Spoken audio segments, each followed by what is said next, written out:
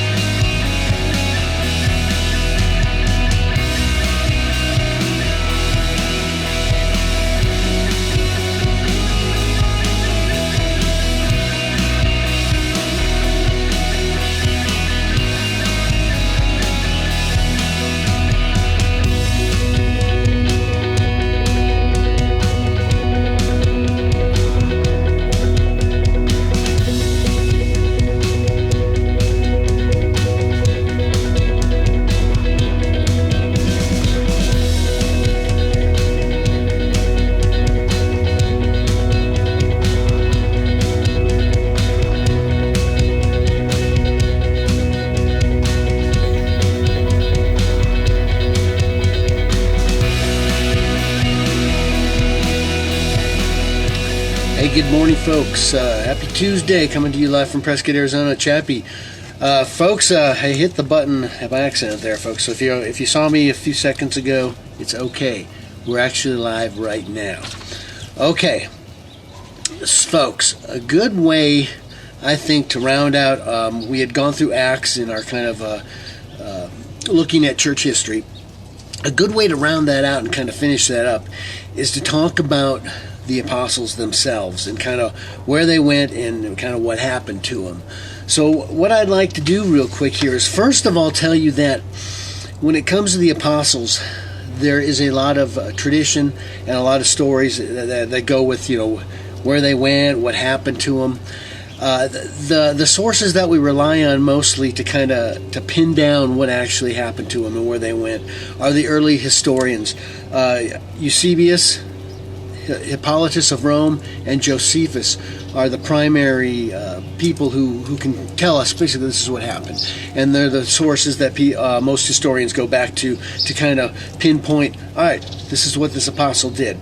Now we're going to run through these. Remember, we got 13. We got the 12, and then of course Paul tacked on there. Another thing with the early church was every little church that grew wanted to have some type of link to the apostles. So some of the traditions that you get come from a church saying, hey, well, we need to put an apostle to our name somehow. Hey, let's just say Paul came here, and this is in some area that Paul never went.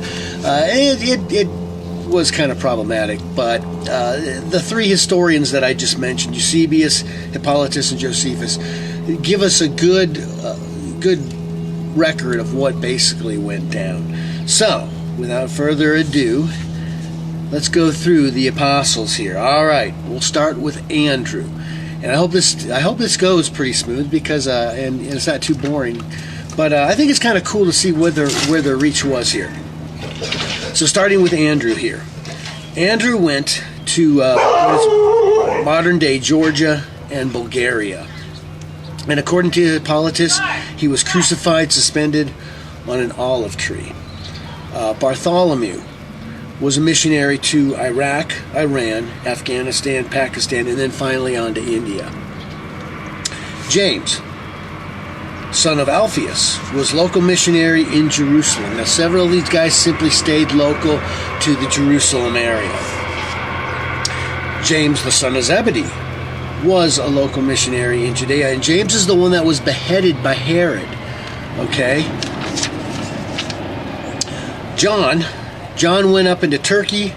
He became really involved in the church in Ephesus and was later banished to Patmos, the island of Patmos, where he wrote the book of Revelation and died of old age. Matthew wrote the Gospel, of Matthew, and then traveled to Iran and then died of old age there in Iran. Simon Peter, missionary to Galatia, Cappadocia, Italy, Asia. Well, it says Asia, but yeah, Asia. Martyred and crucified upside down in Rome. And by Asia, up over into the Mesopotamia area is what we're talking about there. Philip was missionary to Turkey. He was martyred and crucified upside down.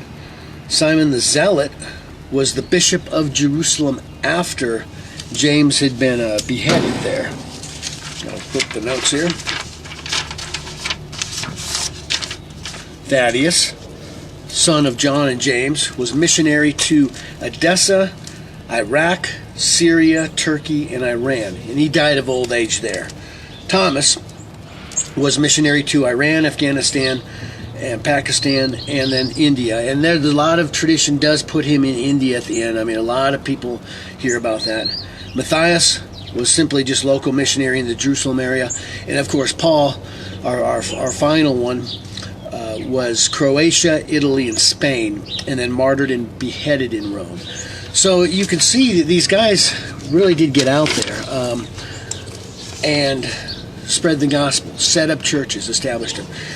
The most important thing to realize here is, yes, they went a lot of places and they spread out from all directions, but the bulk of church missionary endeavors, the bulk of the taking the gospel to the world, was done by common people. Each of these apostles influenced a church in some area. That church in turn raised up people to go out and show forth the light of Christ. And I think that's really important to realize, because on our spiritual side today, it's the people out there in our churches that are the people that are actually out where people live, work, and play. A lot of times, if you go to a big church, you're not going to see the pastor just out and about, going to the coffee shops and stuff. They're going to be in the office, probably behind some book studying, or counseling, or just unattainable. The bulk of the work comes from us, folks. From our hands, our feet, our mouths, where we go out and basically say, Jesus is Lord, and this is what He's done in my life. And we witness to those effects. That's the bulk of it. And it's countless. Where has it gone? Everywhere, folks. Everywhere. Due to the people, the common people. So I want to encourage you today. Yes, it's cool to study about the apostles. Wow, they did such great stuff. Wow, this is awesome. But when it all comes down to it, it's the little man. It's the average man. It's the man and woman who just live regular lives and go out and reach other people for Christ. That's where the gospel is spread. That's where the true expansion of the church lies. That's where the true Great Commission lies. And I want to encourage you today. You say, well, I don't have a seminary degree, or I haven't studied the Bible very much. Folks, it doesn't matter. Follow what the Great Commission says. Go out, make disciples of all men. Be a witness to people around you. You don't have to be great to touch someone's life. You just have to have a good relationship with them and be caring and just open to what Christ has to do in your life for the people around you. All right, folks. Good time, good talking to you. A good little synopsis on church history there. More to come next Tuesday. Thank you for joining us today, and walk like lions.